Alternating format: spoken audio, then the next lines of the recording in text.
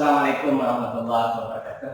Waalaikumsalam warahmatullahi Yang saya hormati Bapak Kepala Sekolah SMA Negeri 1 Pakom, yang saya hormati Bapak Masih sebagai wakil kepala bagian kurikulum, dan teman-teman rekan-rekan guru SMA Negeri 1 Pakom yang saya hormati.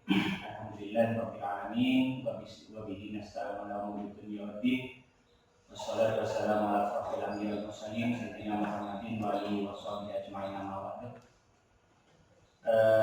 Pertama-tama marilah kita bersyukur kepada Allah dengan talafut alhamdulillah, summa alhamdulillah, karena berkat rahmat dan nikmatnya kita bisa berkumpul di pagi hari ini di tempat yang insya Allah penuh barokah ini dalam rangka diseminasi budaya positif. Jadi mungkin teman-teman berkumpul di ruangan ini dalam rangka belajar bersama berkaitan dengan materi budaya positif, di mana budaya positif ini merupakan salah satu modul yang kita pelajari di pendidikan guru penggerak.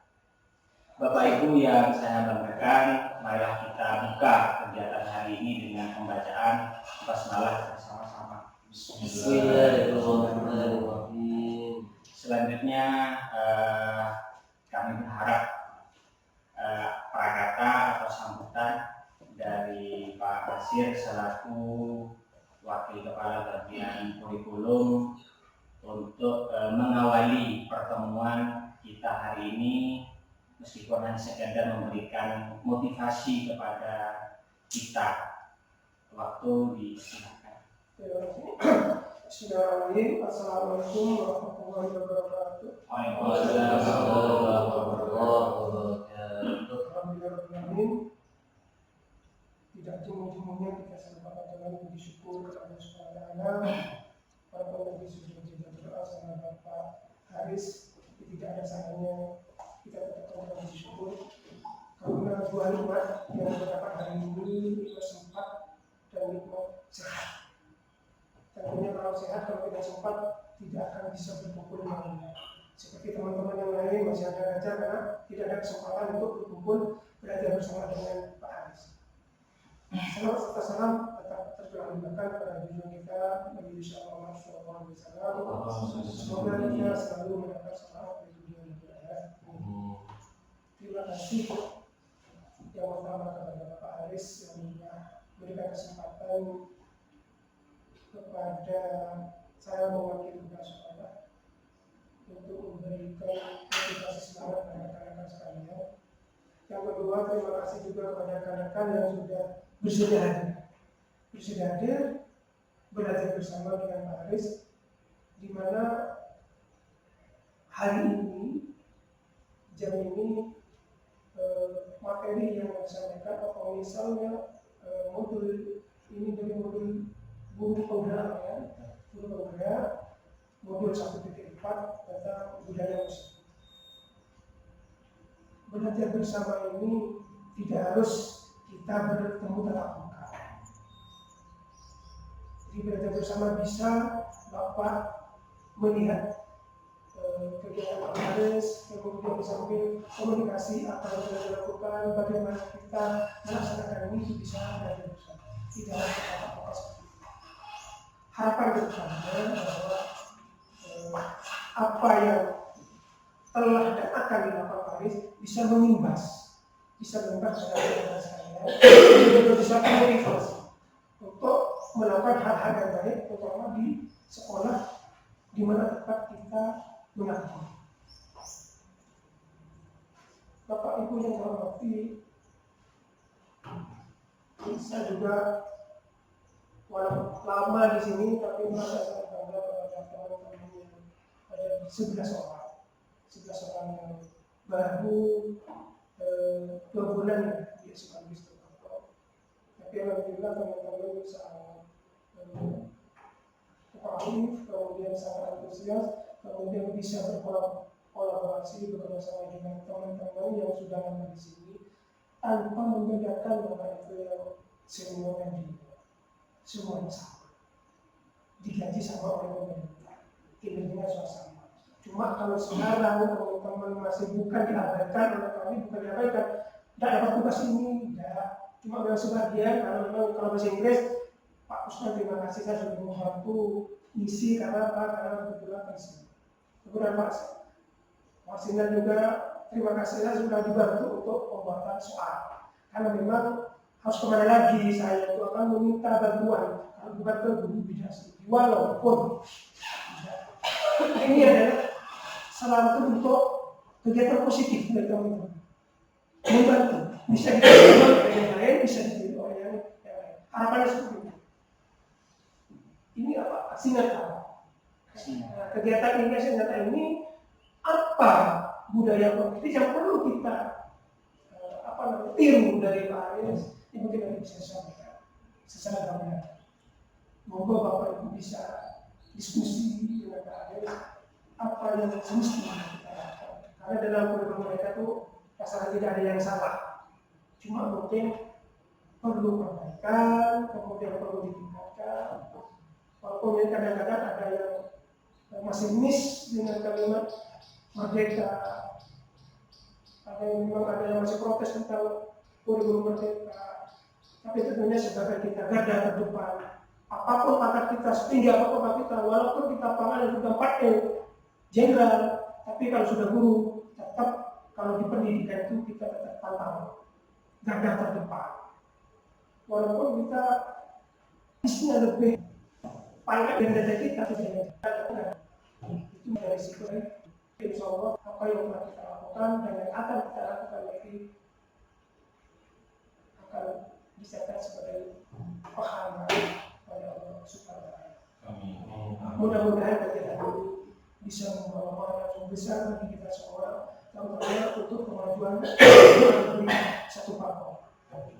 Itu yang bisa saya sampaikan. Mudah-mudahan kegiatan ini bisa berlangsung dengan baik, bisa berlangsung dengan lancar, dan semuanya dimudahkan untuk Bapak Ibu bisa memahami apa yang disampaikan oleh Pak Aris.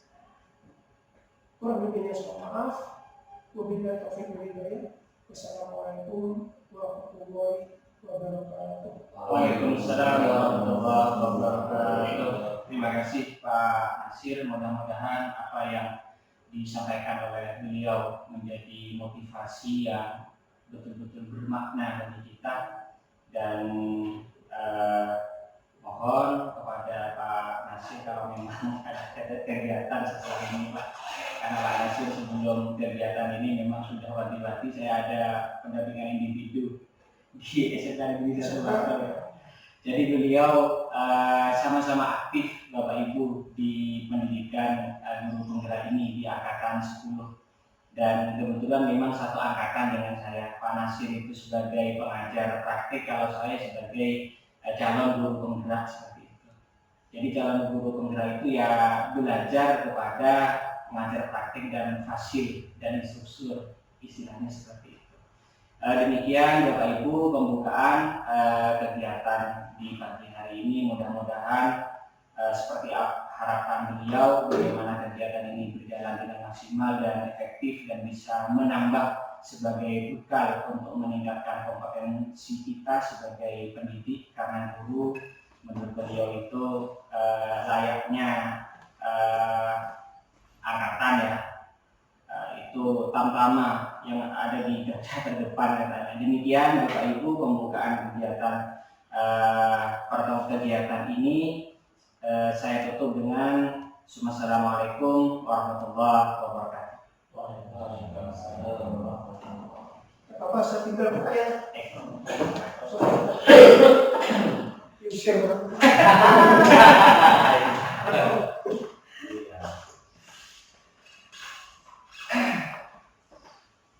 Santai. Iya, acara santai. Assalamualaikum warahmatullahi wabarakatuh. Waalaikumsalam warahmatullahi wabarakatuh. Teman-teman yang saya teman biar lebih akrab ya. Jadi kalau saya panggil Bapak Ibu itu terkesan formal. Jadi saya panggil teman-teman, teman saja. Karena memang kita yang berkumpul di pagi hari ini di ruangan ini merupakan saudara yang memang sama-sama menjadi anak bungsu ya. Anak bungsu, guru termuda di SMA Negeri 1 Pakom ini. Jadi saya lebih akrab akan memanggil teman-teman saja. Teman-teman yang saya banggakan, apa yang akan saya lakukan hari ini, satu, saya berdiri di depan ini tidak merasa lebih bisa dan lebih mampu dari teman-teman sekalian. Hanya saja izinkan saya pada hari ini menjadi fasilitator, menjadi mediator bagi kita untuk belajar bersama. Nah, apa yang akan kita pelajari hari ini merupakan salah satu modul, salah satu materi yang saya pelajari di pendidikan guru penggerak. Mungkin teman-teman itu guru penggerak ini sudah tidak asing lagi bagi kita ya, karena guru penggerak ini sudah angkatan ke-10 dan mungkin nanti sebentar lagi memasuki angkatan 11 dan sepertinya Pak Said itu akan menjadi calon guru penggerak di angkatan 11 ya Pak. Dan Pak Muklis akan menjadi pengajar praktik di angkatan 11. Jadi di pendidikan guru penggerak itu keren ya teman-teman. Kenapa keren? Misal kita punya prinsip sebagai kita harus belajar. Jangan berhenti belajar untuk mengajar. Mungkin itu menjadi prinsip bagi kita. Dan salah satu cara belajar kita yaitu dari pendidikan guru penggerak ini, teman-teman. Jadi sebenarnya banyak cara untuk meningkatkan kompetensi kita sebagai pendidik. Ada di PMM, belajar mandiri dengan melakukan webinar dan lain sebagainya, banyak sekali. Hanya saja kalau di pendidikan guru penggerak itu kita betul-betul difasilitasi penuh oleh pemerintah. Bahkan kita dibayar. Bahkan kita dibayar, difasilitasi betul. Bahkan ada tunjangan internet. Dalam setiap loka itu kita dikasih uang transport dan sekadar uang lelah. Jadi sangat keren di pendidikan guru penggerak ini. Baik Bapak Ibu. Nah, jadi hari ini kita akan bersama-sama belajar tentang budaya positif. Jadi di pendidikan guru penggerak itu ada namanya modul yang berjudul budaya positif.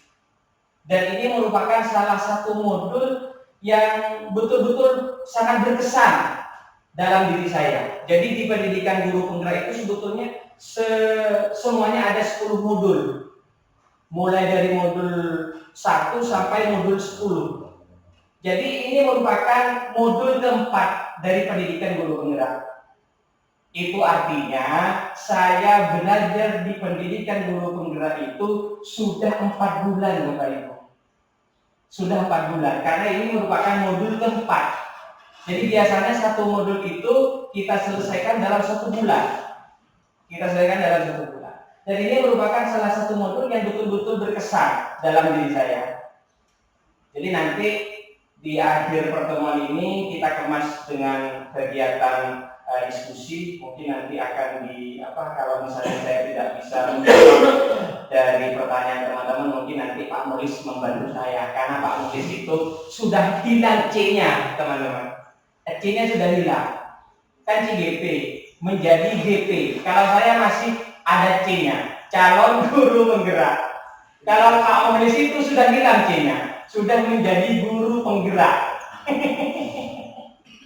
Kalau Pak Said ada lagi titelnya Pak, bakal calon guru penggerak, kan begitu aja. Baik Bapak Ibu,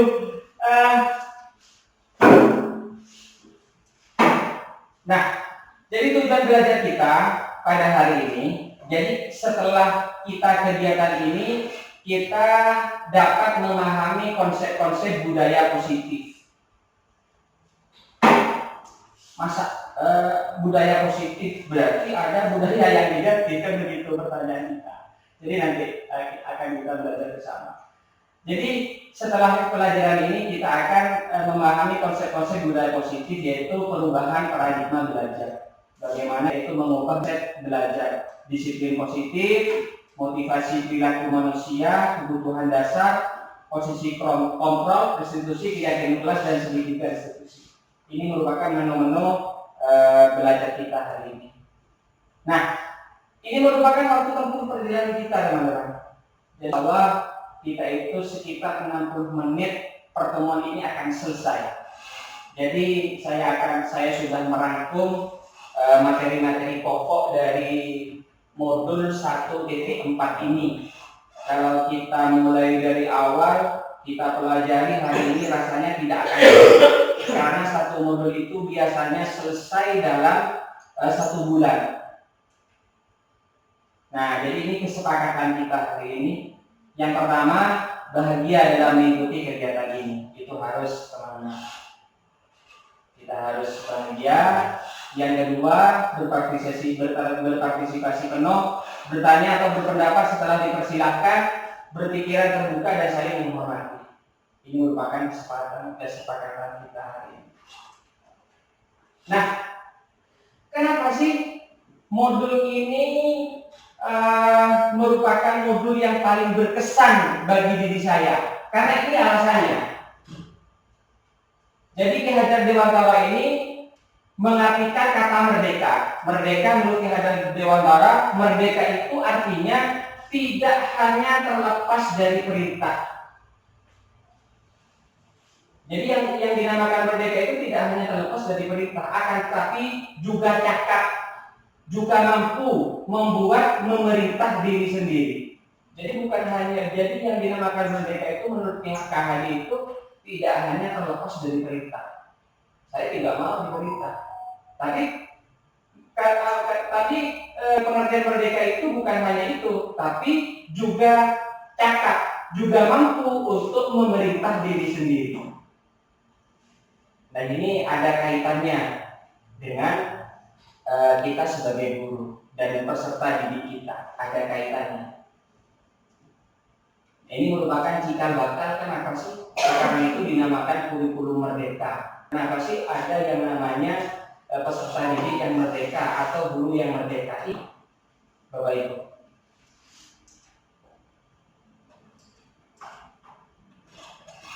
Nah, ini lagi. Ini merupakan salah satu kutipan dari Quran surat Al-Fatih. Ini Pak Muhlis yang lebih paham ya.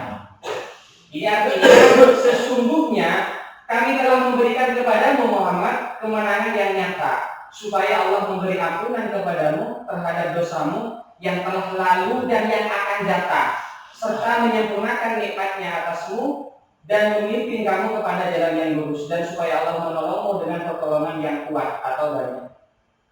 Jadi Rasulullah itu sudah diampuni dosanya, baik yang lalu maupun yang akan datang. Jadi kalau misalnya kita yang seperti ini, teman-teman, apakah pengabdian kita, apakah ibadah kita akan hebat seperti Rasulullah? Padahal Rasulullah itu sudah dijamin oleh Allah. Dosamu yang telah lalu dan yang akan datang. Intinya sudah surga buat beliau itu, buat Rasulullah itu. Tapi kenapa Rasulullah tetap begitu hebat ibadahnya? Nah, ini karena Rasulullah itu menjadi seorang insan yang betul-betul merdeka, tidak berpedoman kepada aturan saya harus bagaimana, tapi berdasarkan keyakinannya sebagai seorang hamba, sehingga beliau itu tetap beribadah yang begitu sempurnanya kepada Allah. Dan ini, ada pertanyaan pemantik, Bapak Ibu. Ada pertanyaan pemantik. Apakah Anda setuju dengan pernyataan ini? Hukuman dapat mendisiplinkan anak. Gimana Pak Daya? Setuju. Tidak setuju. Oke. Saya setuju. Pak Said dulu. Kira-kira setuju apa tidak Pak? Hukuman dapat mendisiplinkan anak. Kalau saya yang saya alami. Setuju. Alasannya Pak? memang setiap ada perbuatan harus ada sanksi. Harus ada sanksi ya Pak ya. Oke, harus ada apa yang beliau artinya memberikan kesadaran kepada anak bahwa apapun yang beliau buat ada sanksi, ada reward, ada punishment gitu. Kalau salah, nah, oke. Saya begitu. Mungkin Pak Inan mau berpendapat Pak? Setuju sekali. Alasannya Pak? Karena ketika kita menjadi seorang guru, tanggung jawab kita itu berat. Harus bisa mengajari anak etika, disiplin, saling arti hukum. Jangan kita takut sama yang namanya HAM. Saya pribadi sudah menerapkan mengajar tegas, ya tegas ya. Iya. Ketika anak itu terlambat, langsung saya bimbing. Saya membedakan antara guru yang tegas seperti saya dengan guru yang hanya membiarkan saja. Iya. Ternyata anak itu lebih bagus yang integrasi. Yang membiarkan anak-anak itu malah jadinya ngeremehin ke guru, datang telat, tugas yang mengumpulkan. Kenapa? Karena tidak ada punishment atau hukuman. Iya. Santai. Tapi kalau kita tegasin, mereka besok, ya, besok. Memang mengerjakan itu karena terpaksa. Tetapi kebiasaan terpaksa ini menjadi kebiasaan yang bagus. Iya. Dan akhirnya bisa membentuk anak itu menjadi lebih baik. Oke, luar biasa Pak Inan jawabannya. Mungkin satu lagi Pak Kusnan. Kalau Pak Polis nanti sebagai penutup Pak. Yang lain setuju, saya tidak. Iya. Gimana Pak Kusnan? Kenapa saya tidak setuju? Karena untuk mendisiplinkan anak itu tidak hanya dengan hukuman. Iya Pak. Bisa saja kita dengan memberikan kebenaran, kesadaran, dan akan timbul dari dalam diri sendiri. Terima kasih. Oke. Pemberian hukuman dengan hal positif seperti membaca atau membersihkan halaman sekolah dapat meningkatkan disiplin anak. Yang ketiga, memberi penghargaan dapat meningkatkan motivasi belajar anak. Jadi ketiga pertanyaan pemantik ini insya Allah sudah terjawab ya teman-teman. Jadi saya tidak akan menjawab ini dulu. Biarkan Bapak Ibu itu dengan seiring dengan kita hari ini, mudah-mudahan ketiga pertanyaan pemantik ini terjawab. Mungkin akan saya setuju itu sudah gitu. Jadi saya tidak akan menjawab pendapat saya dengan yang pemantik ini. Biarlah nanti akan terjawab dengan sendirinya. Seperti itu Bapak Ibu. Atau misalnya Bapak Ibu itu masih bersikukuh dengan pendapat yang awal atau akan berubah seiring dengan kita belajar hari ini. Nah, menu belajar kita itu ada 6. Ada 6. Ada disiplin positif dan nilai-nilai pendidikan universal, ada teori motivasi, hukuman dan penghargaan, keyakinan kelas, kebutuhan dasar manusia, restitusi, 5 posisi kontrol, restitusi, segitiga, restitusi. Jadi ini sudah saya rangkum Bapak Ibu. Jadi jangan khawatir. Mungkin banyakan misalnya. Jadi jangan khawatir. Insya Allah kita cepat selama ini. Nah, disiplin positif dan nilai-nilai kebaikan universal. Nah, kita akan mencoba bermain di sini. Kegiatan kepalan tangan. Jadi bisa bermain peran. Yang kali ini Pak Taufik apa? Semeler, bukan semeler Pak. Terus yang B ini Pak Muhlis. Ibaratkan Pak Taufik itu mendengar subunda yang berharga buatnya Pak Taufik Pak. Berharga banget Pak. Makanya Pak Taufik itu menggenggam erat-erat. Menggenggam erat-erat sesuatu yang dianggap oleh Pak Taufik itu sangat berharga. Dan sekarang Pak Muhlis tujuannya bagaimana Pak Muhlis itu ingin meminta atau bagaimana dari barang yang sangat berharga oleh Pak Taufik itu dengan caranya seperti ini. Ada merayu, ada mengajak, ada memerintah, ada mengancam. Mari coba Pak Muhlis. Coba Pak. Jadi Paham Pak Taufik? Jadi Pak Taufik itu ibarat menggenggam sesuatu yang Pak Taufik itu anggap sangat berharga. Suatu saat ada Pak Mukhlis yang ingin meminta benda yang berharga itu. Bebas dengan cara yang bagaimana? Bisa merayu, bisa mengajak, bisa memerintah, bisa mengancam. Mari Pak, Pak Mukhlis. Mulailah saya melihat apa yang kamu berikan. Berarti kan pada merayu kan? Iya. Gimana Pak? Sambian itu jangankan memberikan kepada orang, memperlihatkan saja tidak mau. Karena itu rahasia sekali buat Pak Taufik. Gimana Pak? Dengan merayu coba Pak. Gimana Pak Taufik? Apakah Pak Taufik itu akan memberikan itu kepada, ingin memperlihatkan itu kepada Pak Mukhlis? Ayo, merayu ya. Hah? Ya. Kalau merayu? Kalau merayu? Oke, terus? Itu sangat berharga bagi Pak Taufik itu. Gimana Pak? Dan itu bisa jadi rahasia buat Bapak.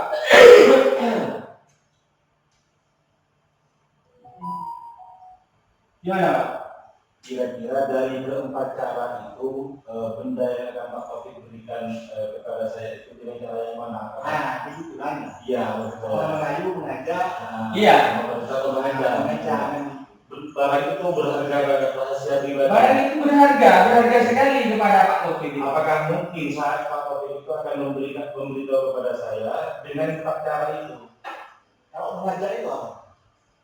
Ya mengajak, ayolah, ayo Pak, saya mau lihat barang yang ada di Bapak. Boleh tidak Pak?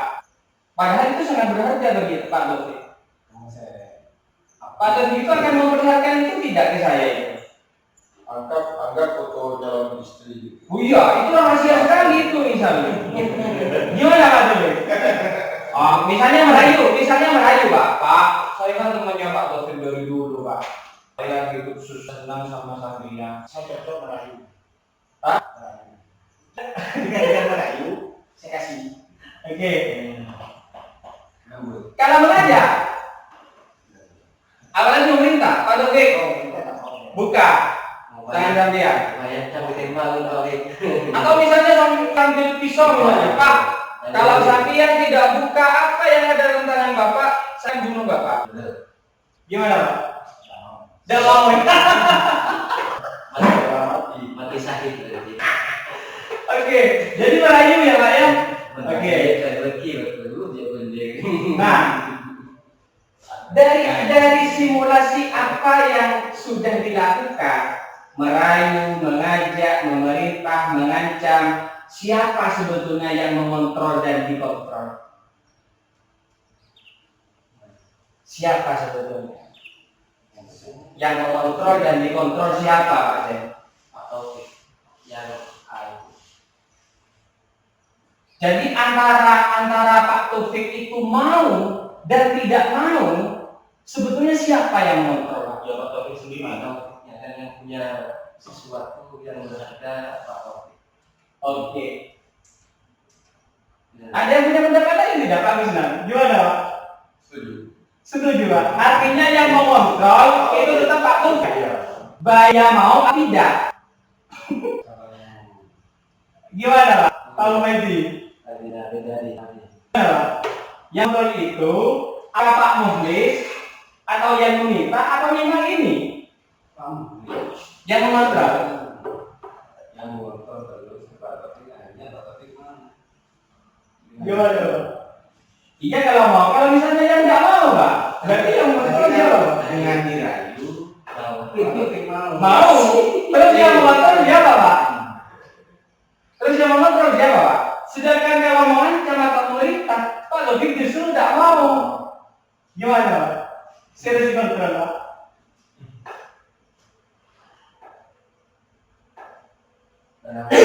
Mengontrol itu Pak Taufik. Yang dikontrol dia Pak Taufik. Jadi yang dikompil kalau kebetulan mau, kalau tidak Pak. Tidak contoh. Oke. Ganti bukan Oke. Hal ini seperti yang tadi, yang waktu yang itu semua. Share kontrol. Oke, kalau itu. Nah, ini perubahan karena teori kontrol. Ilusi itu kan panjang. Ilusi guru mengenai murid itu ilusi.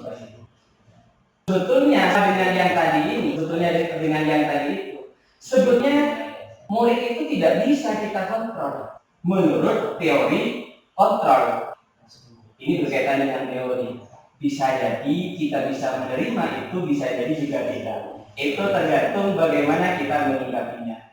Tapi dengan simulasi ini, memang yang mengontrol itu tetap ini, tidak bisa begitu mengontrol. Ketika Pak Taufik itu dengan dirayu pada akhirnya Pak Taufik itu mau, karena bukan ini berarti bisa mengontrol Pak Taufik, tapi Pak Taufik mengontrol dirinya sendiri untuk memberikan benda yang berharga itu kepada orang lain. Bukan ininya, bahkan ini. Misalnya mengancam. Justru kalau misalnya dengan ancaman itu, dengan mengancam, kamu itu akan saya bunuh. Kalau misalnya kamu itu tidak bisa memberikan apa yang ada dalam tanganmu. Misalnya pada akhirnya Pak Taufik mau, karena diancam. Itu Pak Taufik yang dirinya sendiri untuk memberikan itu dengan alasan Pak Taufik itu berusaha di kebutuhan apa kebutuhannya. Tanya, kok tak bisa mandek, kok mendaki, kok kebun dewasa, sehingga Pak Taufik itu mengizinkannya untuk mengontrol dirinya, memberikan yang berharga.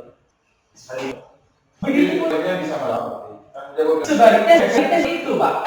Justru dinampak kalau Pak Taufik itu tidak bisa dikontrol Pak. Itu Pak. Kan iya, justru dinampak Pak Taufik itu tidak dikontrol. Artinya yang mengontrol ini tetap ini, mengontrol dirinya sendiri, bukan ini Pak. Itu menurut teori kontrol. Oke. Nah, makanya teori kontrol itu mengatakan guru murid itu sebuah ilusi. Sebetulnya tidak bisa mengontrol murid. Memang kasat mata. Memang misalnya memberikan pengaruh yang positif atau misalnya hukum misalnya. Justru karena apa? Karena murid itu mengizinkan diri untuk dikontrol, gitu Pak. Bisa jadi hukuman itu yang dikatakan bisa jadi hukuman tidak akan berlaku mereka. Misal kita itu menghukum anak SD saja, anak RA misalnya dia melakukan perbuatan yang baik, kita lihat dengan mata saja, bisa jadi anak itu merasa takut, tidak akan ulangi itu lagi. Tapi kalau misalnya kita SMA, SMP, apakah hukuman itu akan bisa? Tidak bisa. Yang mengontrol itu diri itu sendiri, kita. Oke. Kritik dari orang merasa dapat menguatkan itu sebuah ilusi.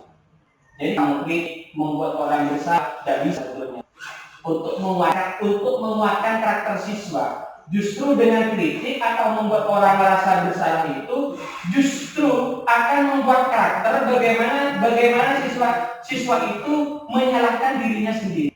Atau bahkan hukum misalnya, siswa akan merasa sakit Pak.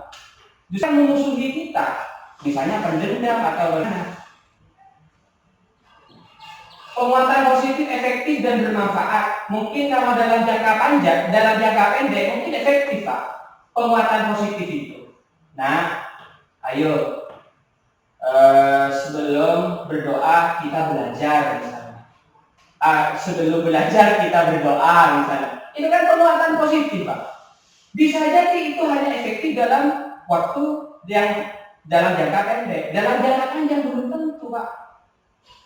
Misalnya di sekolah misalnya, apa kebiasaannya apa? Sholat jemaah, duhur. Coba kalau misalnya siswa-siswa kita itu dalam liburan sekolah misalnya, apakah tetap melakukan seperti itu? Belum tentu Pak. Belum tentu. Ya ada sih sebagian. Makanya memang ada pepatah mengatakan di orang bisa itu karena terbiasa. Tapi tidak semua seperti itu. Ini itu ilusi. Kualitas efektif itu akan itu Pak. Bermanfaat mereka yang dalam jangkanya betul seperti itu. Dewan memiliki hak untuk masa. Nah, ini merupakan makna diri.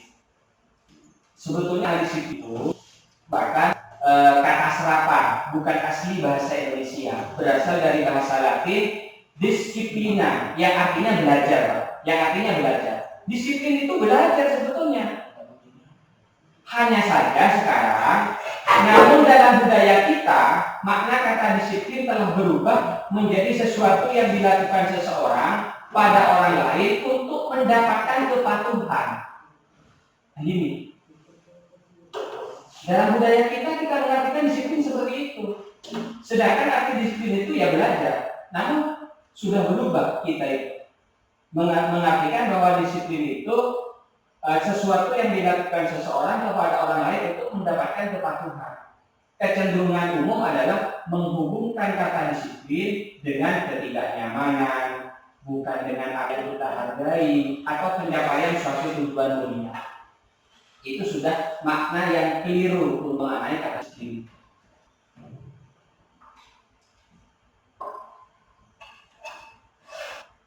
Nah, jadi seharusnya katanya disiplin itu kan ini Pak.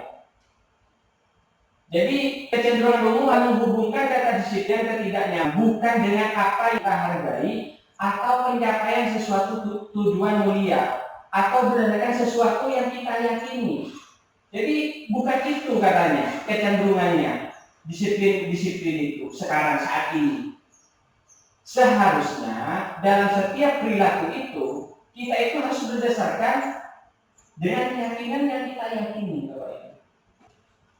Misal Pak Said misalnya peraturannya pakai helm itu takut karena polisi apa karena keselamatan Pak? Ayo jujur Pak, jujur, boleh? Lalu ada masalah. Ada masalah. Kalau dulu gimana Pak? Takut ke polisi ya? Tapi kalau sekarang kesadaran selamat. Oke, apa Pak? Kalau misalnya pakai masker, social distancing misalnya, cuci tangan, atau masker. Kita mau ke tempat umum masker misalnya, itu karena takut petugas kesehatan atau karena apa Pak? Karena kalau sekarang memang Oke, nah itu seharusnya teman-teman, itu seharusnya yang harus dipikirkan. Jadi paling tidak disiplin itu yang harus berdasarkan keyakinan, bukan karena peraturan. Nah ini nilai-nilai kebajikan universal. Seharusnya inilah apa sih yang dinamakan nilai-nilai kebajikan universal itu? Nilai-nilai kebajikan adalah sifat-sifat positif manusia yang merupakan tujuan mulia yang ingin dicapai setiap individu. Nilai tersebut bersifat universal dan lintas bahasa, suku bangsa, agama maupun latar belakang. Jadi nilai-nilai kebajikan itu adalah sesuatu yang positif, terlepas dari suku bangsa, agama, latar belakang. Misalnya kita membuat orang senang, itu kan kebajikan universal. Setiap agama menurut saya seperti itu Pak. Membuat orang merasa senang, membantu seseorang misalnya. Itu salah satu nilai-nilai kebajikan universal. Setiap perilaku atau perbuatan memiliki suatu tujuan. Bukan karena peraturan. Seharusnya pasti memiliki suatu tujuan. Tapi tujuannya bukan karena aturan itu sendiri. Dengan mengaitkan nilai kebajikan yang diyakini, seseorang maka motivasi intrinsiknya akan terbangun. Motivasi itu ada dua, ada ekstrinsik, ada intrinsik. Makanya menurut Ki Hajar itu yang dinamakan bukan hal lepas perintah orang, tapi bagaimana kita harus mampu untuk memerintah sendiri. Memerintah diri sendiri ini masuk motivasi intrinsik. Sama halnya dengan kutipan surat Al-Fatih yang barusan itu. Ketika Rasulullah dijamin masuk surga, tapi ibadahnya masih luar biasa karena motivasi intrinsiknya, bukan ekstrinsik. Tapi kalau kita misalnya, seandainya saja surga dan neraka itu tidak ada, apa yang akan kita lakukan? Nah itu kan berarti lebih ke eksternal, motivasi eksternal kan. Tapi bukan berarti motivasi eksternal itu bukan berarti negatif, tidak. Bukan berarti tidak dibutuhkan sama sekali. Hanya saja menurut hanya saja menurut KHD itu lebih apa Bang? Motivasi intrinsiknya.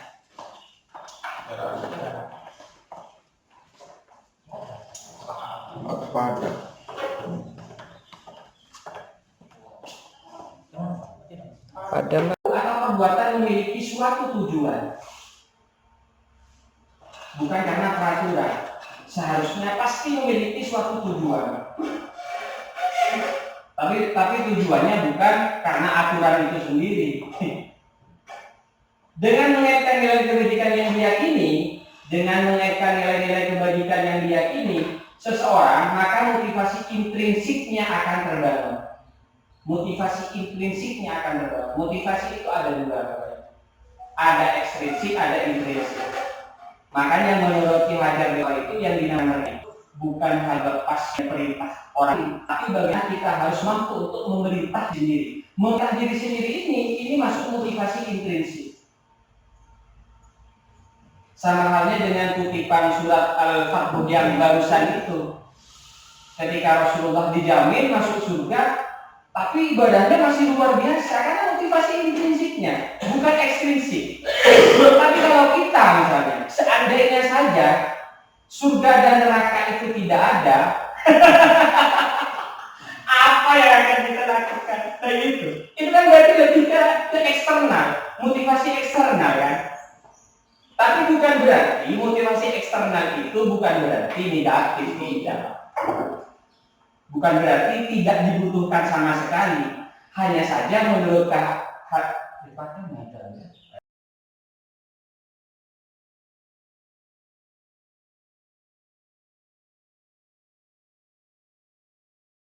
Assalamualaikum warahmatullahi wabarakatuh. Waalaikumsalam warahmatullahi wabarakatuh. Bapak Ibu, ini merupakan episode kedua ya dari pertemuan kita kemarin. Setelah kemarin itu kita sempat ada kendala, ada pemadaman listrik yang tidak kita sangka, dan kita akan memulai kembali atau melanjutkan dari perbincangan kita kemarin. Nah, jadi ini sudah.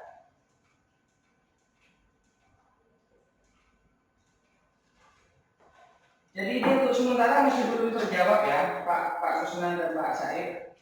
Ya, siapa terkait dengan hukuman ini, Pak? Ya. Jadi apakah Anda setuju dengan pernyataan ini? Mungkin atau sudah samar-samar, Pak?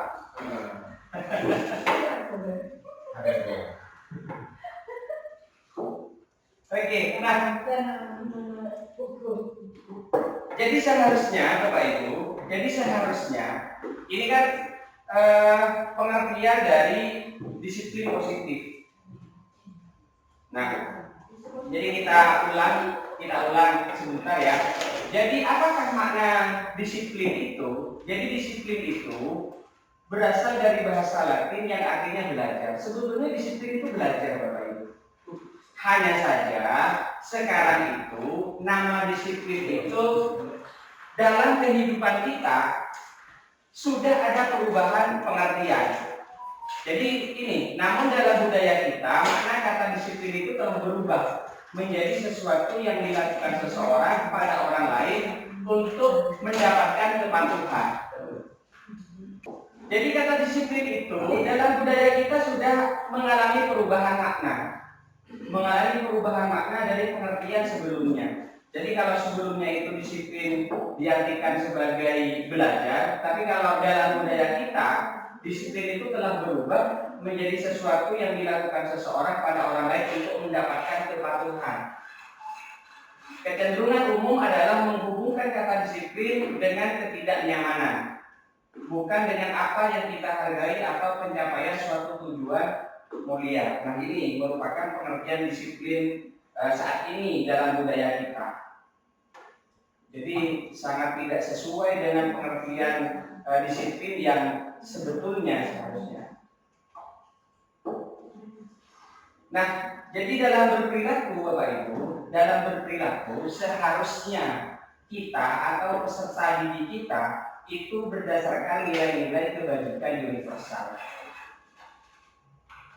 Di mana nilai-nilai kebijakan universal itu ini tercantum dalam profil pelajar Pancasila. Jadi seharusnya perilaku siswa kita di dalam berperilaku sehari-hari, dalam melakukan kegiatan apapun, itu berdasarkan nilai-nilai ini, Pak.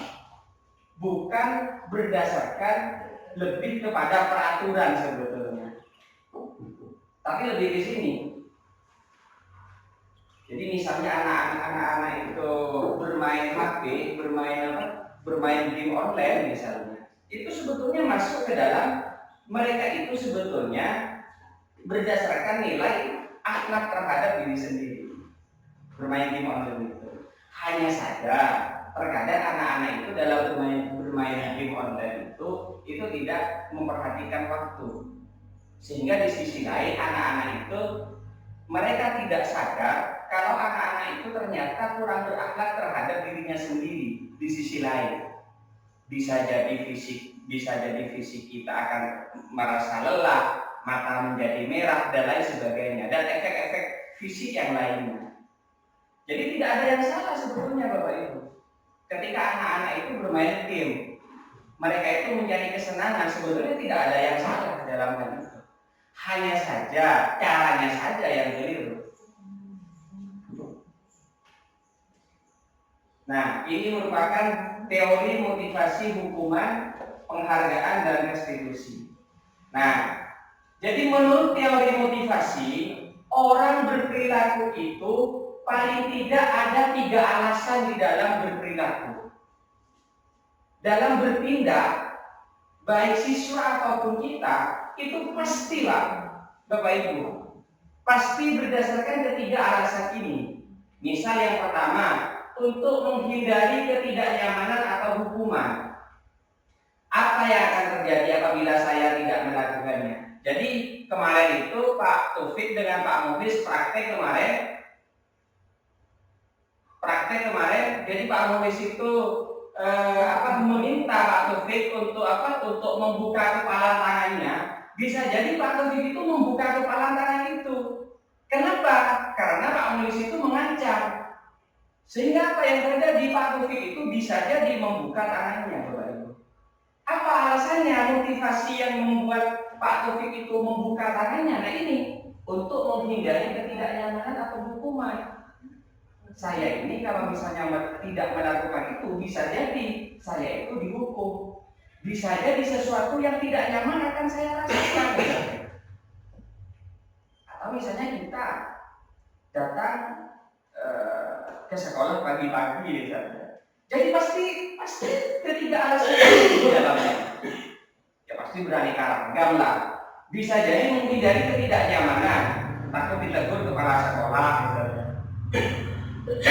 Takut ditegur kepala sekolah, bisa jadi seperti itu alasannya. Terus alasan yang kedua, untuk mendapatkan imbalan dari orang lain. Nah, itu alasan yang kedua.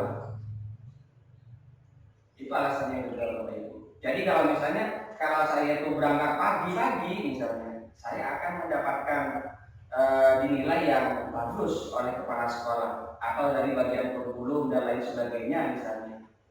Atau yang ketiga, untuk menghargai diri sendiri. Jadi untuk menghargai diri sendiri ini berdasarkan keyakinan dalam diri kita. Saya itu misalnya saya berangkat ngajar ke sekolah, berangkat pagi.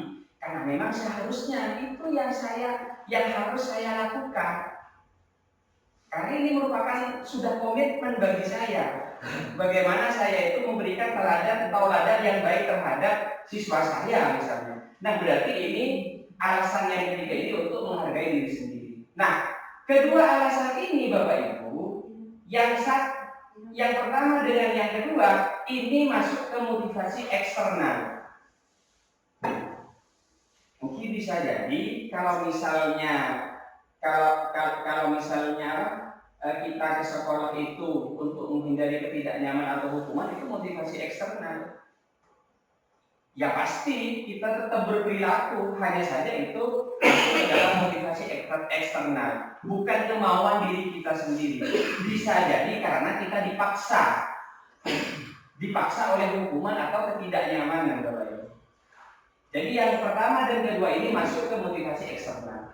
Yang terakhir ini yang masuk ke dalam motivasi internal. Seperti itu ya. Nah, sekarang restitusi. Ini mungkin tidak asing lagi bagi kita atau ini merupakan istilah baru. Jadi apa sih yang dinamakan restitusi? Jadi restitusi itu adalah proses menciptakan kondisi bagi murid untuk memperbaiki kesalahan mereka sehingga mereka bisa kembali pada kelompok mereka dengan karakter yang lebih kuat. Jadi restitusi ini suatu proses untuk mendisiplinkan siswa, untuk memperbaiki kesalahannya, Pak. Untuk memperbaiki, bukan menghakimi, bukan menghukum, tapi memperbaiki. Sehingga kesalahan-kesalahan yang terjadi yang dilakukan oleh siswa itu tidak terulang kembali. Kan terkadang kita itu kan hanya menghukum, memberikan sanksi. Ya terkadang sih kita itu memberikan motivasi bagi siswa itu agar kesalahan itu tidak terulang kembali. Tapi jarang yang seperti itu. Kita hanya tahunya memberikan hukuman, memberikan sanksi. Jadi kalau misalnya tidak mengerjakan PR, sanksinya apa misalnya?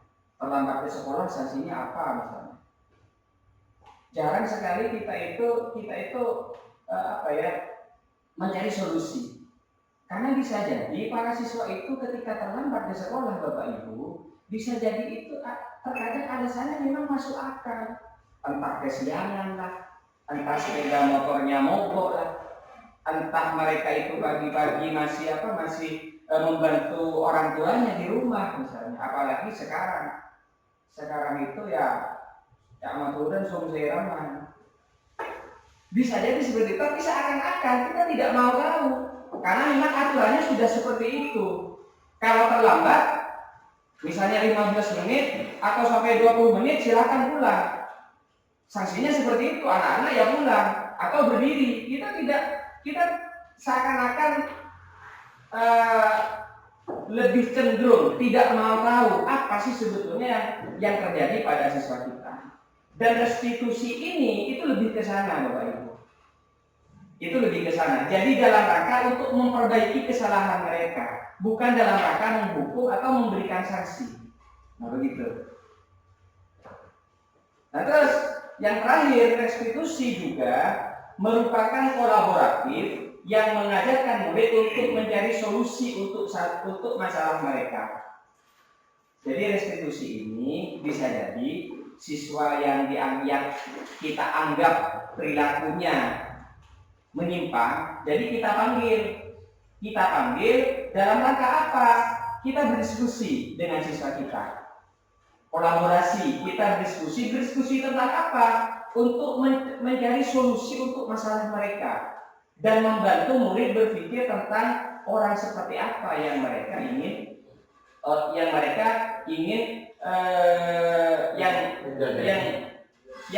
inginkan dan bagaimana mereka harus memperlakukan orang lain. Nah ini ciri-ciri restitusi, Bapak Ibu. Jadi nanti ada slide yang ada tabel yang membedakan hukuman, sanksi, dan restitusi. Itu ada perbedaannya nanti. Nah, ciri-ciri restitusi itu apa? Bukan untuk menebus kesalahan, namun untuk belajar dari kesalahan. Bukan untuk menebus kesalahan, namun untuk belajar dari kesalahan. Jadi kalau misalnya ada siswa dihukum misalnya lari lapangan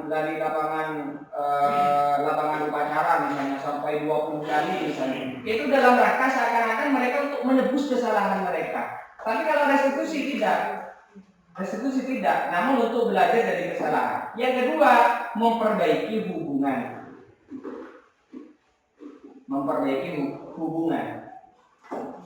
Jadi ketika siswa kita itu dihukum, Bapak Ibu, kalau misalnya diberikan sanksi, itu tidak begitu bermasalah. Tapi kalau misalnya dihukum, itu pasti para siswa kita itu ada yang merasa sakit hati, sehingga tanpa sadar hubungan guru dengan siswa itu sudah tidak sehat. Iya, kalau misalnya siswa kita itu siswa SD misalnya, atau siswa SMP yang kelas rendah, kelas 7 atau kelas 8 misalnya. Tapi kalau sudah kelas 9, apalagi kelas 10 sampai kelas 12, mereka sudah bisa seharusnya melawan kita. Terkadang dalam televisi itu ban sepeda kita dikemposi, atau misalnya kita dihadang di tengah jalan misalnya, sehingga dengan adanya restitusi itu memperbaiki hubungan antara guru dengan murid. Terus yang ketiga, tawaran bukan paksaan. Jadi kalau dalam restitusi seperti yang tadi itu, Bapak Ibu, jadi restitusi ini merupakan mencari solusi bersama. Jadi meskipun mencari solusi bersama, restitusi itu tawaran bukan paksaan. Jadi kita itu berusaha menawarkan. Ada negosiasi. Jadi seorang guru itu tidak memaksa penuh kepada diri siswa ke peserta didik itu berubah 180 derajat. Karena mengubah sikap itu tidak semudah membalikan telapak tangan. Tapi yang pasti dalam percakapan restitusi itu pasti anak-anak itu apa yang paling yang termudah untuk mencari solusi dari masalah itu. Yang termudah dulu. Jangan sampai ada yang tersulit. Misalnya anak-anak itu misalnya saya nggak bisa Pak untuk tidak terlambat ke sekolah dalam 1 minggu ini. Ya paling tidak setelah adanya restitusi ini anak-anak bisa mengurangi. Misalnya selama 5 hari mereka masuk kelompok terus, bisa jadi dengan restitusi itu bisa jadi anak-anak bisa mengurangi.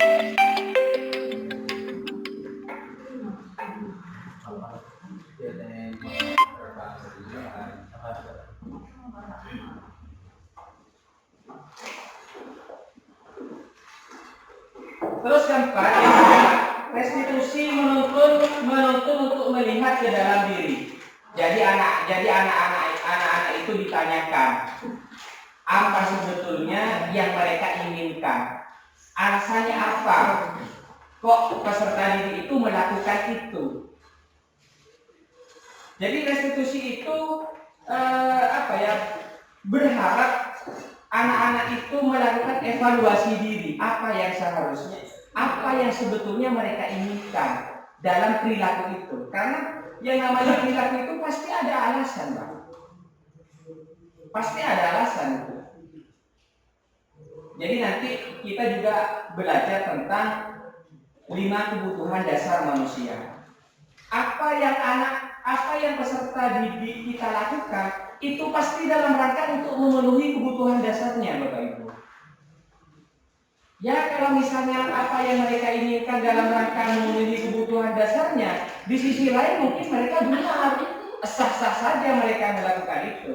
Tapi mungkin hanya perilakunya saja yang keliru.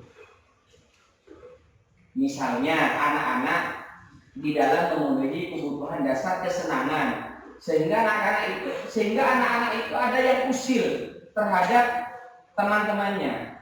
Di sisi lain mereka tidak salah, karena apa yang mereka lakukan itu dalam rangka memenuhi kebutuhan dasarnya, kesenangan. Hanya saja caranya saja yang keliru.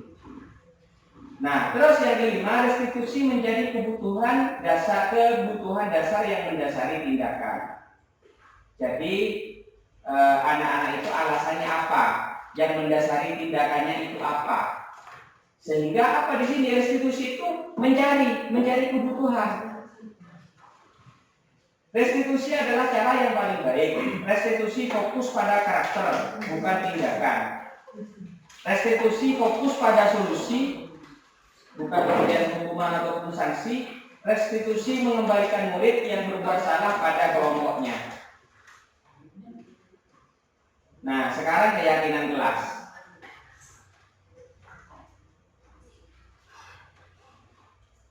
Keyakinan kelas. Mengapa tidak peraturan saja? Mengapa harus keyakinan kelas? Mengapa tidak peraturan? Nah, ini pertanyaannya.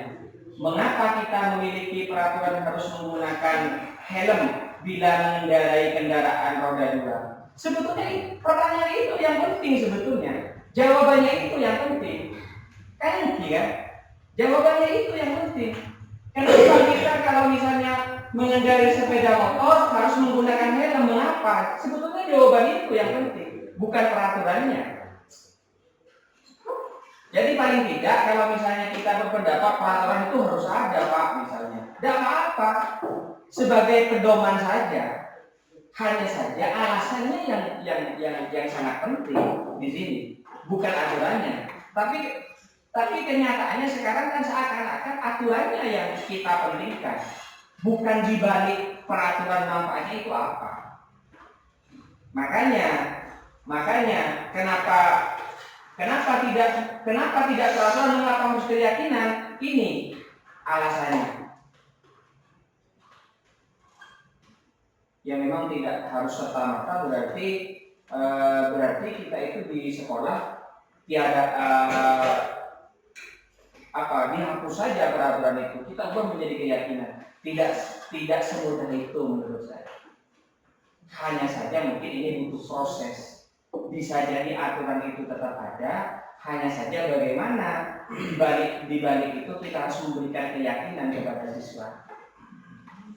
Misalnya fungsinya memakai seragam di sekolah misalnya, semuanya seragam misalnya. Apakah kita pernah menjelaskan itu semua kepada siswa? Pernah Pak Said? Tidak pernah. Jarang kita jarang menjelaskan itu semua. Apa sih gunanya nak? Kebersamaan, kekompakan. Kan itu sebetulnya Pak. Misalnya ke sekolah harus tepat waktu datangnya.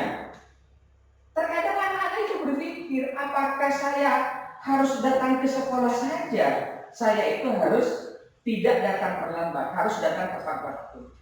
Seharusnya tidak. Karena datang tepat waktu ke sekolah itu keyakinan itu komitmen, tanggung jawab. Bisa jadi kalau kita lebih memberikan keyakinan kepada siswa, bisa jadi dalam hal apapun, ketika mereka sudah komitmen, bisa jadi mereka itu akan tepat waktu. Bukan hanya ke sekolah tentunya. Ketika anak-anak janjian dengan teman-temannya yang lain, ketika anak-anak diundang dalam undangan apapun misalnya di rumah mereka, karena keyakinan, komitmen dan tanggung jawab sudah melekat dalam diri mereka, sehingga bisa jadi mereka itu bisa datang tepat waktu, bukan hanya ke sekolah. Yang kedua, mengapa kita memiliki peraturan 3M, menggunakan masker, mencuci tangan, dan menjaga jarak 1,5 meter? Sebetulnya itu Pak yang penting, alasan dibalik itu. Mengapa kita memiliki peraturan harus datang tepat waktu pada saat mengikuti pelatihan? Jadi untuk mendukung motivasi intrinsik kembali ke nilai-nilai atau keyakinan lebih menggerakkan seseorang dibandingkan mengikuti serangkaian peraturan. Jadi kita itu keyakinan itu lebih mendorong motivasi intrinsik, menggerakkan motivasi dalam diri kita daripada ekstrinsik. Karena menurut KHD itu, Ki Hajar Dewantara itu, manusia yang merdeka itu sinikah, manusia yang tidak hanya terlepas dari perintah, tapi bagaimana juga cakap untuk memerintah diri sendiri. Untuk memerintah diri sendiri itu motivasi intrinsik Pak. Motivasi intrinsik.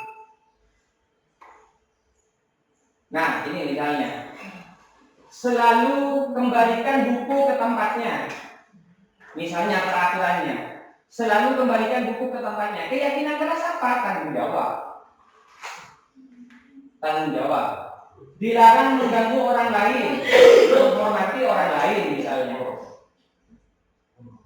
Hadir di sekolah 15 menit sebelum pembelajaran dimulai, menghormati orang lain, berkomitmen. Nah ini keyakinannya. Jadi ini bedanya antara peraturan dengan keyakinan. Dilarang melakukan kekerasan, keselamatan, menghormati orang lain. Nah, bisa jadi kalau anak-anak itu lebih condong kepada peraturan setiap tempat itu kan tidak sama. Tidak sama. Misalnya hadir di sekolah 15 menit sebelum pembelajaran dimulai.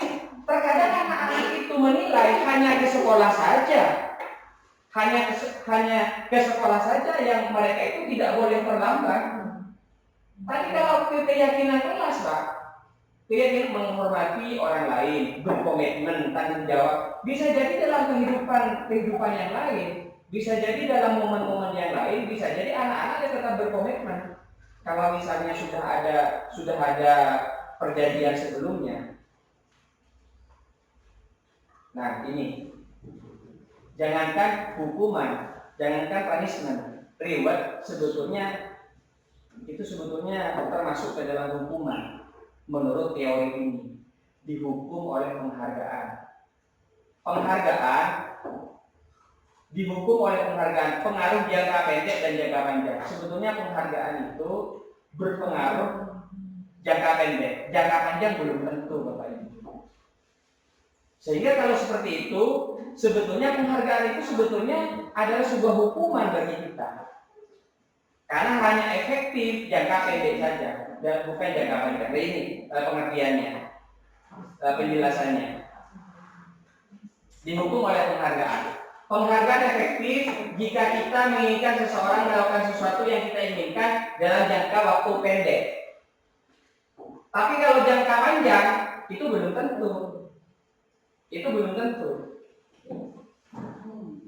Karena bisa jadi penghargaan yang kita berikan itu sudah tidak dibutuhkan lagi oleh seseorang yang kita berikan penghargaan. Kalau misalnya sudah tidak dibutuhkan, Pak, kan tidak berlaku lagi. Bisa jadi siswa kita itu, bisa jadi siswa kita tidak melakukan sesuatu yang kita inginkan.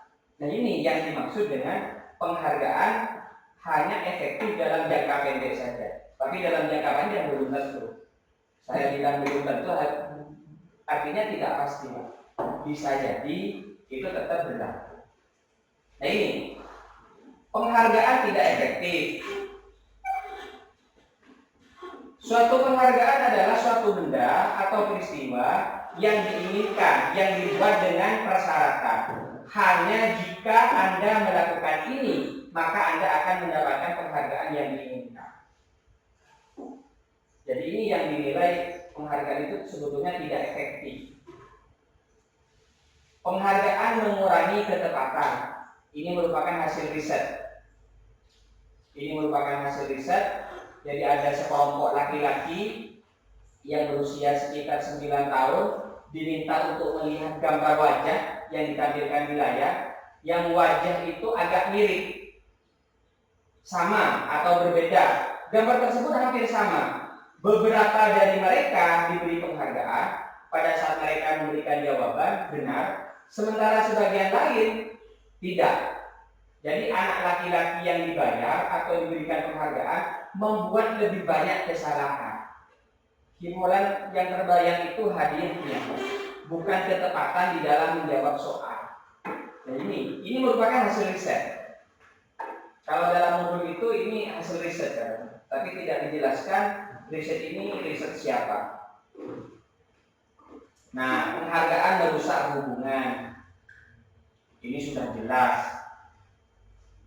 Jadi kalau misalnya Pak Said adalah siswa saya dengan Pak Kusnan saya berikan misalnya, saya berikan hadiah, pasti Pak Kusnan itu pasti merasa sakit hati, iri. Pak Kusnan tidak akan bisa jadi kecewa dengan saya sebagai guru. Tapi kalau ke Pak Said bisa lebih ekstrim dari itu, Pak. Bisa jadi bermusuhan, Pak. Bisa jadi seperti itu. Nah ini yang disebut penghargaan merusak hubungan. Penghargaan menurunkan kualitas. Jelas juga ini. Jadi misalnya pada saat tidak diberikan penghargaan, bisa jadi kualitas seseorang itu bisa jadi menurun. Karena sudah tidak ada alasan lagi bagi mereka.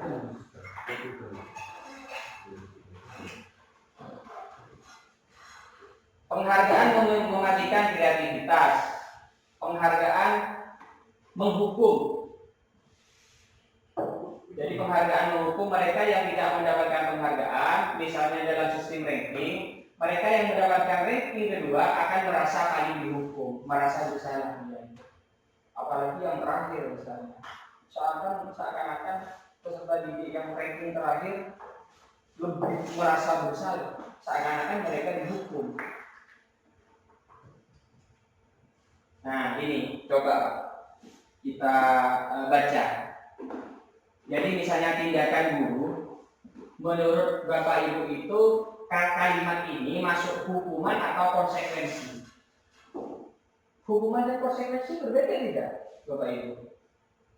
Pak Zen, berbeda tidak? Hukuman dan konsekuensi. Tadi yang dijelaskan hukuman dengan konsekuensi. Kayaknya dulu. Oh iya. Udah makanya ini dites lebih awal kita, Pak. Dalam apa? Untuk pemahaman ajen sendiri lah. Gimana Pak? Hukuman dan konsekuensi itu kira-kira sama tidak Pak? Karena ada dan seperti beda. Oke, coba masuk yang mana menurut Bapak Ibu ini? Mencatat 100 kali di dalam buku kalimat saya tidak akan terlambat lagi karena terlambat ke sekolah. Masuk hukuman atau konsekuensi? Hukuman. Hah? Hukuman. Oke. Ini masuk apa? Hukuman. Masuk apa Bu Siska?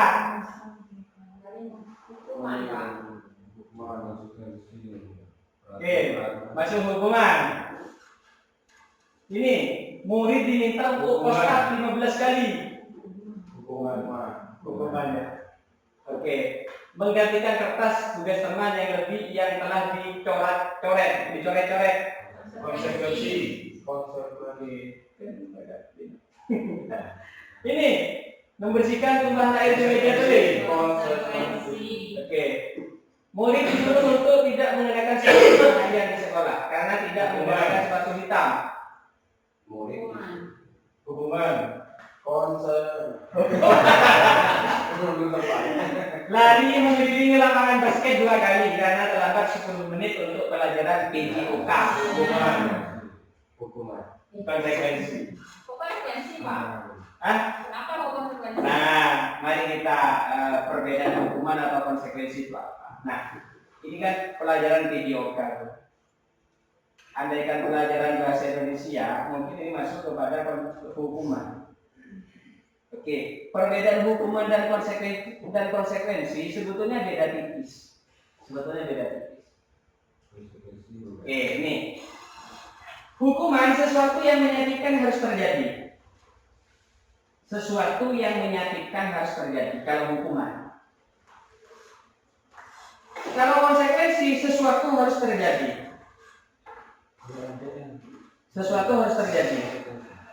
Itu konsekuensi Pak kalau saya. Terus yang kedua, membuat anak sakit fisik maupun hati maupun psikis untuk jangka waktu lama. Kalau hukuman. Kalau konsekuensi membuat anak merasa tidak nyaman dalam jangka waktu pendek. Nah ini bedanya. Kalau hukuman membuat anak sakit hati atau secara fisik dalam jangka waktu lama, tapi kalau konsekuensi tidak. Kenapa seperti itu? Karena sebetulnya perbedaan tipis antara hukuman dan konsekuensi. Kalau hukuman itu serta-merta. Siswa itu tidak tahu menahu tentang apa yang akan mereka hadapi. Tapi kalau konsekuensi itu mereka sudah tahu. Artinya sudah melalui sosialisasi sebelumnya melalui kesepakatan. Jadi kalau konsekuensi itu lebih ke peraturan, Bapak Ibu. Lebih ke peraturan itu bedanya. Jadi kalau misalnya sesuatu yang barusan itu, nah ini bisa jadi kenapa ini masuk konsekuensi? Bisa jadi ini ada kesepakatan terlebih dahulu, ada aturannya. Kalau misalnya terlambat 2 kali, itu harus lari di lapangan 10 menit. Tapi kalau misalnya ini pertanyaannya, kalau misalnya ini serta-merta tidak ada sosialisasi sebelumnya kepada siswa, itu bisa disebut hukuman. Nah, makanya perbedaannya di sini. Makanya di sini ini sakit hati katanya. Sementara di sini tidak. Kenapa di sini ini bisa jadi siswa tidak sakit hati? Karena seluruh teman-temannya mereka sudah tahu. Kalau saya terlambat, saya harus keliling lapangan basket. Mereka sama-sama sudah tahu. Tapi kalau di sini jelas mereka sakit hati. Bisa jadi erak soal dari kanjang. Tapi kalau di sini saya rasa tidak mungkin erak soal. Karena bisa jadi hal itu akan terjadi kepada saya, begitu dari siswa lain itu. Berarti neraka itu bukan hukuman Pak ya, tapi Konsekuensi. Karena sudah ada jelas. Iya betul kan? Betul. Nah, makanya jadi tidak ada istilah hukum haram yang bukan hukum. Oke, anak membenci kedisiplinan kalau hukuman. Jadi kalau misalnya kita itu mendisiplinkan anak dari hukuman, pasti anak membenci kedisiplinan. Tapi kalau konsekuensi, anak menghargai, hanya menghargai. Paksaan kalau hukuman, tapi kalau konsekuensi dianggap stimulus. Jadi kalau misalnya anak-anak itu sudah ada sosialisasi sebelumnya, kalau kamu terlambat dalam pelajaran saya, para guru videokan, kamu keliling lapangan basket selama 10 menit. Itu stimulus katanya. Dengan harapan keesokan harinya atau ketika jadwal videokan lagi, para siswa itu tidak terlambat, Pak. Kan stimulus pasti ada respon, Pak. Stimulus ada respon. Terus mendorong anak menyakiti diri sendiri. Kalau hukuman, kalau konsekuensi mendorong anak agar mudah menyesuaikan diri. Kalau hukuman konsep diri yang buruk, konsekuensi konsep diri yang baik. Anak belajar untuk menyembunyikan kesalahan. Kalau anak sering kita hukum, anak itu akan belajar untuk menyembunyikan kesalahan, Bapak Ibu. Ini yang bahaya ya. Jadi kalau misalnya para siswa kita itu sering kita hukum, mereka akan belajar untuk menyembunyikan kesalahannya. Berbohong, konsekuensi anak belajar untuk mematuhi peraturan.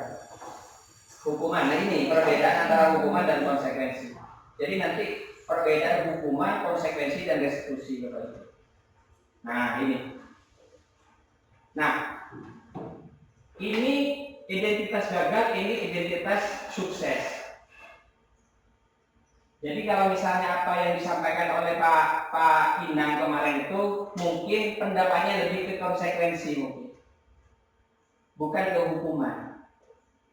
Jadi tidak masalah, Pak. Kita memberikan konsekuensi kepada anak, tidak masalah. Karena akan akan membuat anak itu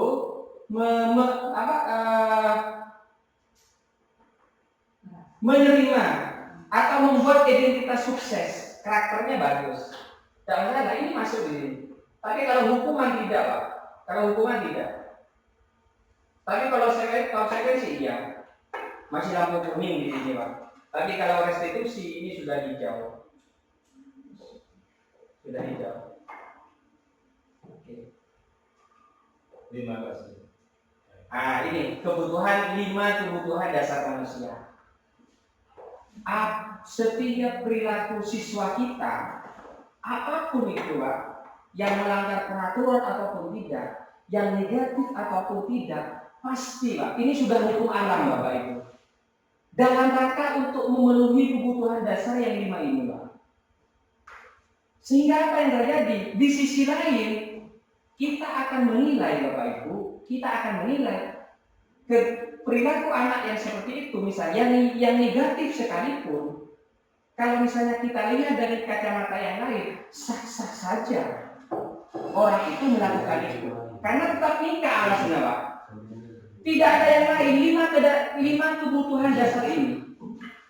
Bertahan hidup, bahkan sampai mencuri misalnya, mencuri makanan misalnya.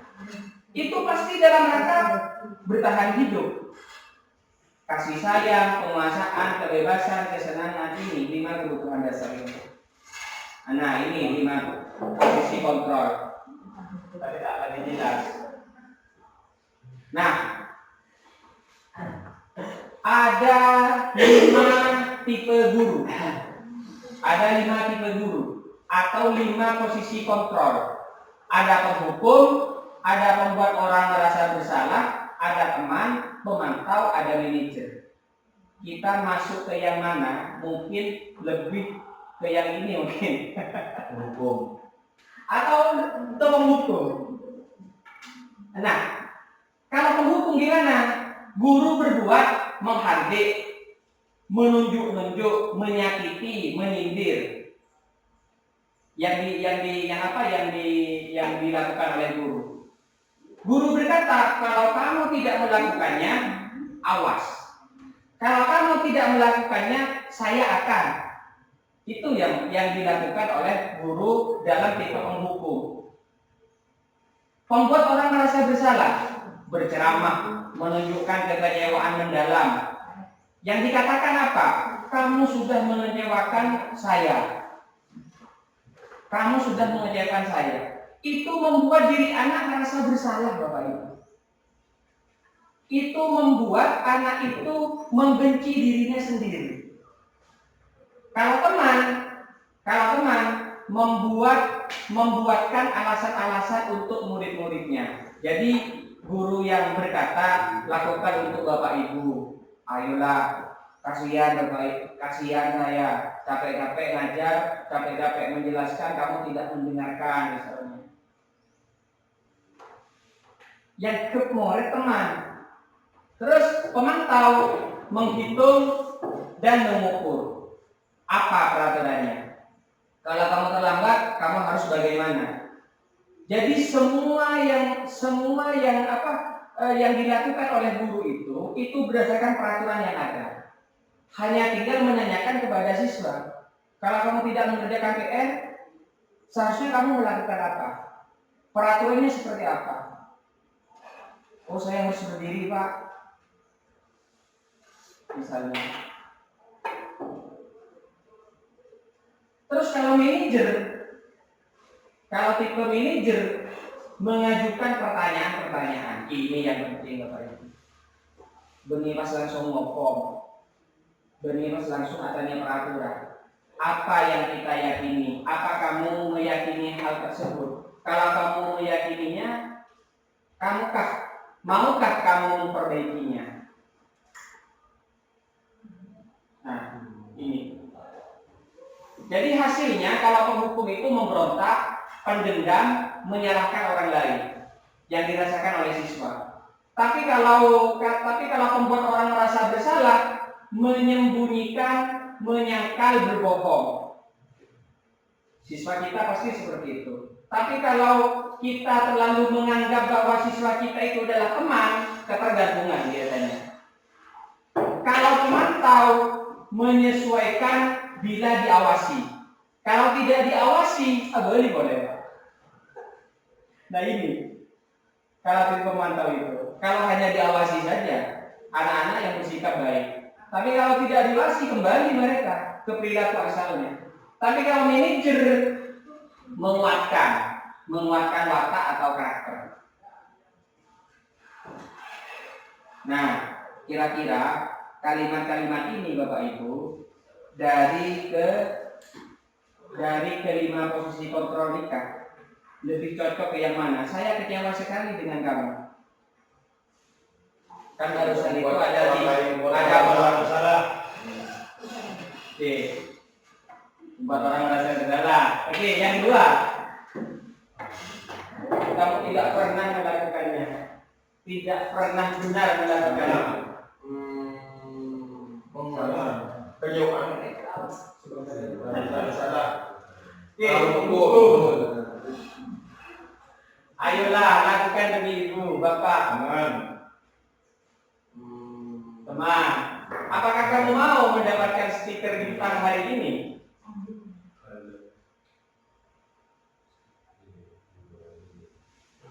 Pemantau. Bagaimana kamu bisa menyelesaikan masalah ini? Manajer, Oke, manajer. Kamu selalu yang paling terakhir. rasa bersalah. Penghukum. Segitiga restitusi. Nah, ini segitiga restitusi Bapak Ibu. Jadi segitiga restitusi itu ada 3 tahapan. Yang pertama menstabilkan identitas, yang kedua validasi kebutuhan, yang ketiga menanyakan keyakinan. Nah ini tahapan-tahapan dalam segitiga restitusi. Jadi menstabilkan identitas, apa yang harus dilakukan oleh guru ketika memanggil siswa yang kita anggap bermasalah misalnya. Jadi menstabilkan identitas itu membuat siswa itu merasa nyaman.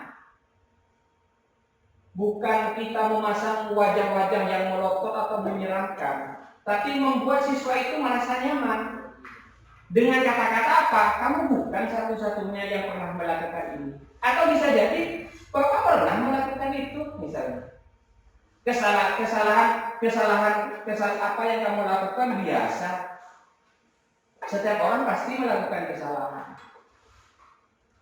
Misalnya. Sehingga anak-anak kalau misalnya kalimat pembukanya sudah seperti itu, anak-anak lebih terbuka. Anak-anak lebih terbuka untuk mengungkapkan apa sih sebetulnya alasan dibalik itu semua. Terus yang kedua, validasi kebutuhan. Karena anak-anak ketika melakukan kesalahan itu pasti canggih dulu, Pak. Barusan itu pasti dalam rangka untuk memenuhi 5 kebutuhan dasarnya. Makanya validasi kebutuhan. Kita perlu tahu anak-anak itu kebutuhannya apa. Misalnya anak-anak bermain game untuk memenuhi kebutuhan dasarnya kesenangan.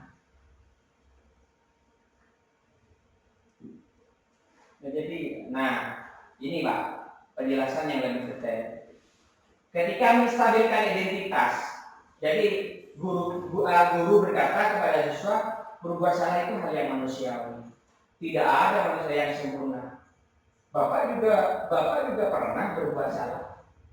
Kalau sudah seperti itu, Pak, siswa kita itu kan merasa tenang, Pak. Tidak merasa dihakimi, tidak merasa dihukum. Sudah merasa enak dia. Kita pasti bisa menyelesaikan masalah ini. Bapak Ibu tidak tertarik untuk mencari tahu siapa yang benar, siapa yang salah. Bapak lebih tertarik untuk menyelesaikan masalah. Apalagi pas kita mengatakan seperti ini, Pak.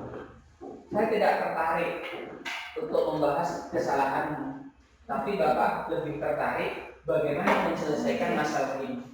Wah, justru akan lebih stabil identitas anak-anak, lebih tenang, lebih terbuka. Luar biasa.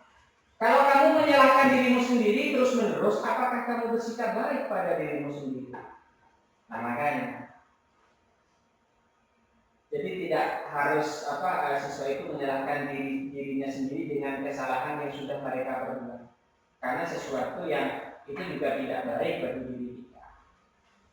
Jadi restitusi itu tidak membuat siswa kita itu merasa bersalah. Dalam validasi kebutuhan, kamu bisa saja kan melakukan hal yang lebih buruk, tapi kamu tidak melakukannya kan? Kamu pasti punya alasan mengapa melakukannya. Jadi di validasi kebutuhan kita bertanya ini, apa di balik itu semua? Apa yang penting bagi kamu? Kamu boleh tetap berusaha menjaga sikap itu, tapi tambahkan sikap yang lain yang baru.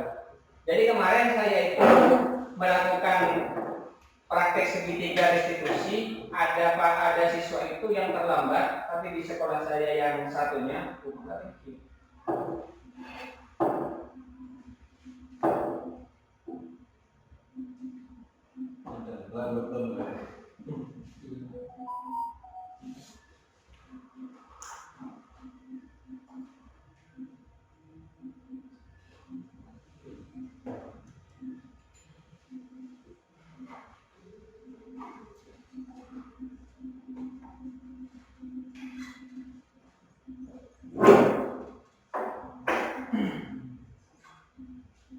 Jadi kemarin saya berhadapan dengan siswa itu yang terlambat kesiangan. Setelah saya tanya, anak-anak itu terlambat bermain karena terlalu larut malam bermain game sehingga kesiangan. Setelah saya tanya, apa sih yang kamu inginkan dari bermain game? Anak-anak menjawab, kesenangan, seru bermain game. Tapi kalau melihat kebutuhan dasar sah-sah saja anak itu melakukan itu. Tapi saya tanya, oke lah, kamu bermain game menjadi kesenangan itu termasuk akhlak terhadap diri sendiri. Karena bagaimana kamu itu melakukan apa yang kamu lakukan itu menjadi kesenangan. Tapi di sisi lain ketika larut malam, apa fisikmu tidak merasa lelah atau capek? Dia menjawab iya sebetulnya. Nah terus kalau seperti itu, apakah itu yang dinamakan berakhlak terhadap diri sendiri? Tidak, Pak. Jawabnya seperti itu. Jadi percakapan segitiga itu seperti itu, Bapak Ibu. Nah, menanyakan keyakinan. Keyakinannya itu yaitu berakhlak terhadap diri sendiri. Nah, ini cara membuat keyakinan kelas. Cara membuat keyakinan kelas. Jadi saya pernah membuat keyakinan kelas, kesepakatan kelas. Nah, ini dokumentasinya. Tapi di sekolah saya yang kemarin di sekolah asal. Jadi saya itu bertanya kepada siswa. Ini khusus bahasa Indonesia pada saat itu saya. Tanyakan harapan peserta didik. Peserta didik semuanya mengatakan bagaimana saya belajar dengan baik dan pendidikan apa yang Bapak jelaskan itu saya pahami. Tujuannya adalah seperti itu.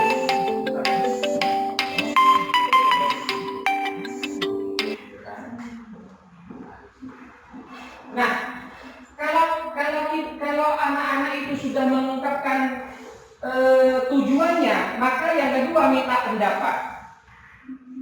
Minta pendapat siswa agar harapan tersebut tercapai. Apa yang akan dilakukan oleh kalian itu agar harapan kalian itu tercapai. Anak-anak itu banyak pendapatnya, Pak.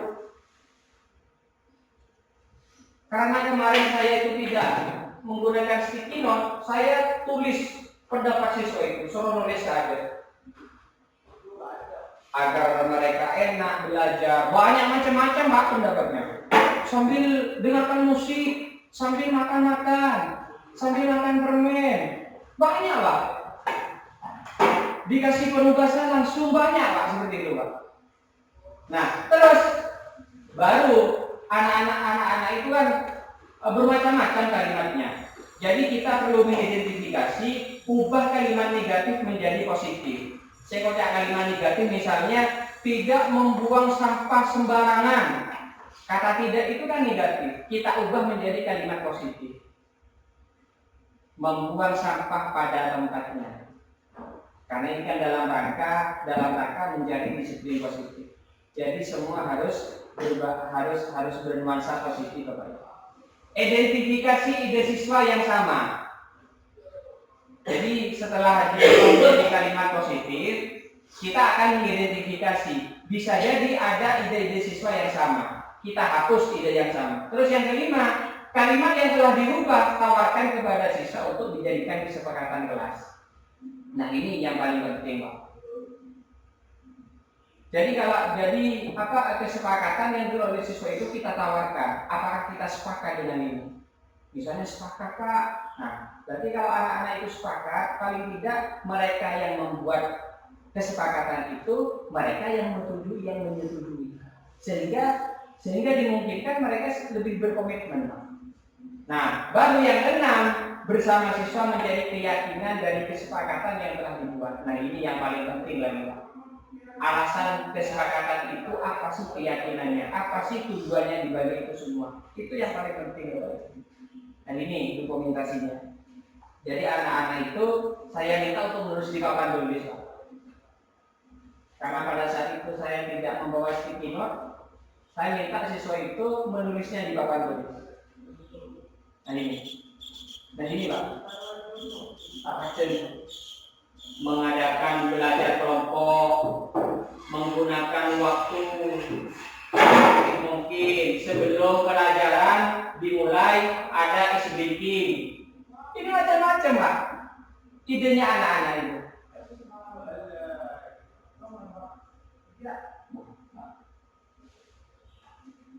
Nah, jadi hanya itu Bapak Ibu sementara ya. Jadi kalau misalnya ada beberapa hal yang perlu kita diskusikan, kali ini hanya berupa diseminasi, ya, penyampaian materi.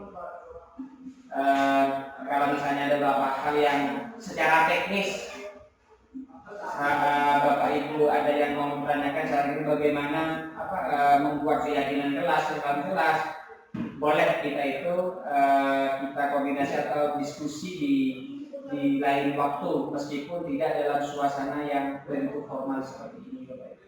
Jadi terima kasih atas kesediaan Bapak Ibu untuk belajar bersama. Saya akhiri belajar bersama hari ini. Assalamualaikum warahmatullahi wabarakatuh. Waalaikumsalam warahmatullahi wabarakatuh.